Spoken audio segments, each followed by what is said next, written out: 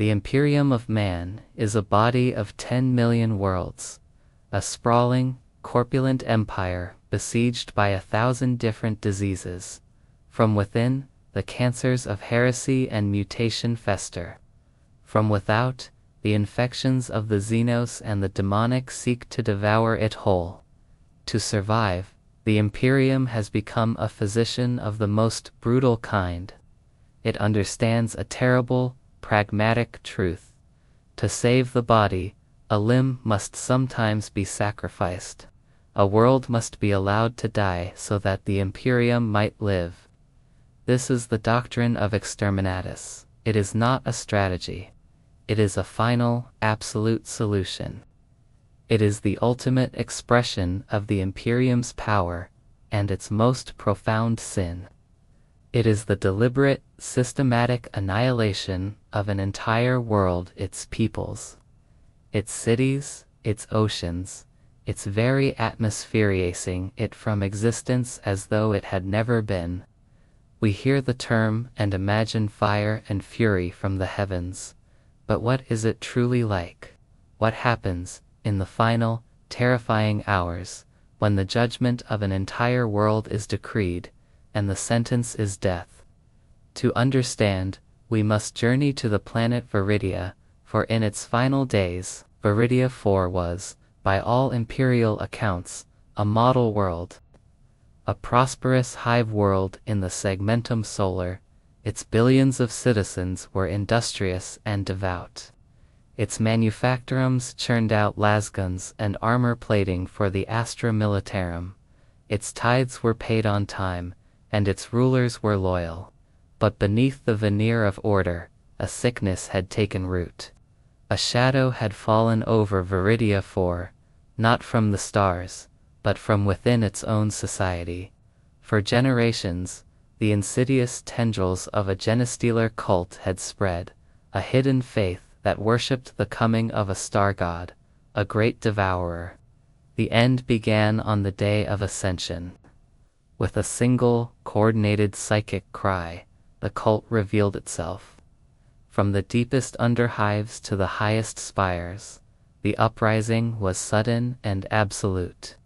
Millions of cultists, their faces a mix of human devotion and Xenos monstrosity, rose up. The planetary defense forces were overwhelmed in hours, their command structures decapitated by hybrids who had served as trusted officers. The Arbite's precincts became besieged fortresses in a sea of rebellion. The loyal citizens who fought back were butchered in the streets by neighbors, who now revealed their extra limbs and razor-sharp claws. In orbit, the Imperial Navy's Battlefleet Solar watched in horror. Lord Admiral Valerius Rax, commander of the capital ship Divine Retribution, stood on his bridge, the tactical hololith displaying the planet below. It was a world bleeding. Green icons representing loyalist forces were being extinguished by the second, swallowed by an ever-expanding tide of hostile red. Vox channels were a cacophony of screams, prayers, and the alien chittering of the cult. A frantic report came from the surface, a final garbled transmission from the Lord Governor's palace. "The beast is in the throne room. For arms, Emperor, protect. It's the patriarch the star god has." The transmission ended in a wet, tearing sound. The fleet's astropaths were screaming, their minds recoiling from the immense psychic shadow that had now fully awakened on the planet the Broodmind. It was a psychic beacon, a lighthouse in the dark of the void, calling its masters, calling the Tyrannid Hive fleet. Lord Admiral Rax's face was a mask of granite. He had seen this disease before. He knew there was no cure. The planet wasn't just lost. It was a loaded gun pointed at the heart of the sector. Every soul upon it was already dead or damned, their genetic code rewritten, their world a future meal for the great devourer. His duty was clear, terrible, but clear. He turned to his communications officer. Open a channel, sector-wide priority, and broadcast the order to the fleet. The officer's face went pale. My lord, which order? Rax's voice was cold iron. The final order. It is the Emperor's will that this world be purged. I have declared The declaration, once made, is an irreversible machine of destruction. As the divine retribution and its escorts moved into a high orbital bombardment pattern, a single, system-wide Vox transmission began. It was not a plea for surrender, nor a declaration of war. It was an obituary, read before the moment of death. Across every channel on Viridia 4, from military command networks to civilian pictcasts, the broadcast cut through the chaos. A calm, synthetic, achingly neutral voice spoke. Citizens of Viridia 4, a state of terminal corruption has been declared upon your world. By the authority of the Adeptus Terra and the decree of Lord Admiral Valerius Rax, your planet has been sentenced to Exterminatus'd. Your lives are forfeit. Your world will be cleansed. May the Emperor have mercy on your souls, for the Imperium cannot. The cleansing will commence in 3 standard hours. On the surface. In the besieged Precinct Fortress 7, arbitrator Elara Jox heard the broadcast over the crackle of her helm's vox. For 3 days, she and the last 50 surviving enforcers had held a barricade against a tide of hybrid monstrosities and human zealots. They were low on ammunition, water, and hope, but they had held, praying for the Imperial Navy to descend and save them. The broadcast repeated. Elara looked at the faces of her fellow arbitrators. The grime-caked, blood-stained expressions of hardened lawkeepers turned from grim defiance to slack-jawed disbelief. "It's a trick," a young trooper stammered, his eyes wide. "A cultist lie to break our morale."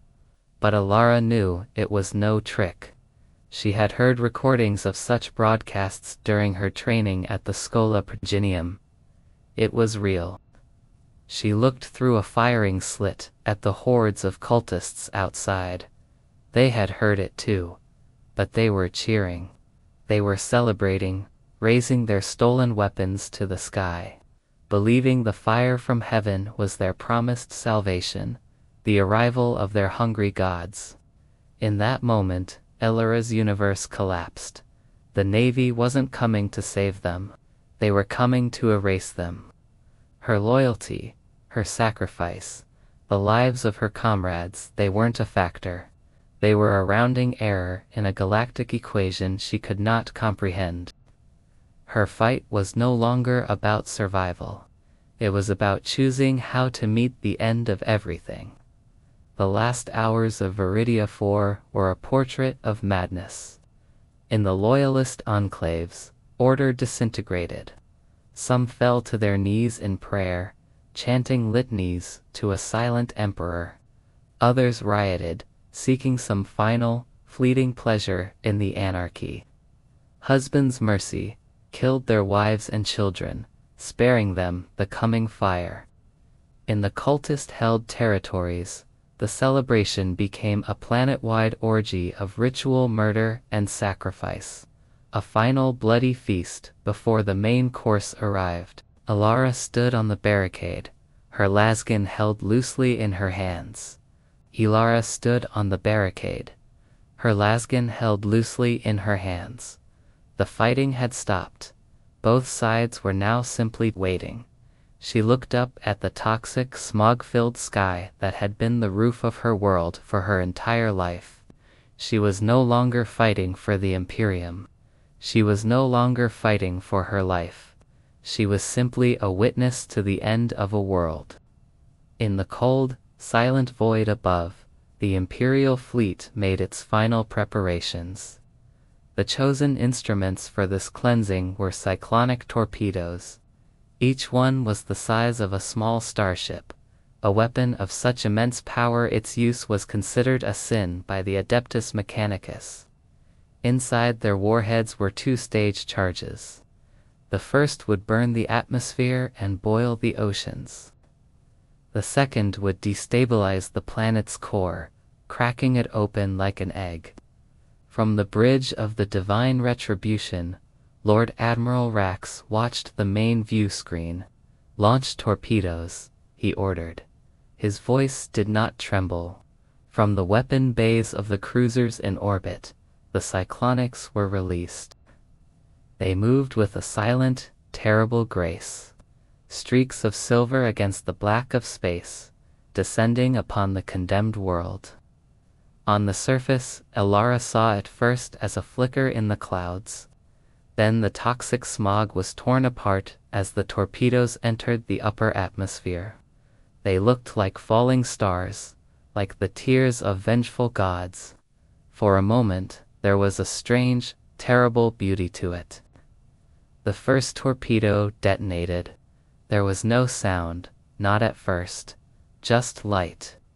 A sun was born in the sky of Viridia 4, a silent, expanding dome of pure white-hot energy that incinerated the clouds and turned the very air to plasma.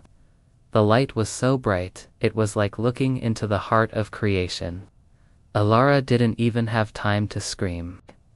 The wall of fire, moving at impossible speed, hit the Hive City, Plasteel and Rockcrete, mountains of human industry built over millennia, were vaporized in a nanosecond. The energy waves scoured the continent, boiling away oceans, melting mountain ranges, and turning billions of people, loyalist and heretic alike, into ionized atoms. From orbit, the sight was both magnificent and obscene. The bridge of the Divine Retribution was bathed in the light of the dying world. On the view screen, the planet was transforming. The familiar patterns of continents and oceans vanished beneath a swirling, incandescent maelstrom of fire. The second stage of the torpedoes then hit the planet's core. Great, angry cracks of orange light, fissures the size of continents, appeared on the surface. The planet itself was breaking apart. Lord Admiral Rax watched his face impassive as the hololith updated. Viridia 4 was no more. In its place was a temporary, angry star, which would soon cool into a broken field of radioactive asteroids. The communications officer turned to him, his voice a choked whisper. "My lord, life signs extinguished." Rax nodded, once, logged the action. Viridia 4, cleansed by order of Exterminatus'd reason. Tyrannid infestation, sector-wide threat. Send the report to Segmentum Command. His duty was done. Billions were dead. A world was gone. But a Hive fleet, now deprived of its target, would find this sector barren and move on. The limb had been amputated. The body, for now, would live. This is the reality of Exterminatus'd. It is the cold, hard calculus of imperial survival. Whether by cyclonic torpedoes, atmosphere-incinerating virus bombs, or planet-shattering core destabilizers, the end result is the same: utter oblivion. It is the final, terrible testament to the truth of the 41st millennium, that in order to preserve humanity, the Imperium has sacrificed its own, and the ghosts of those lost worlds scream in the void, a silent, eternal warning of the price of survival.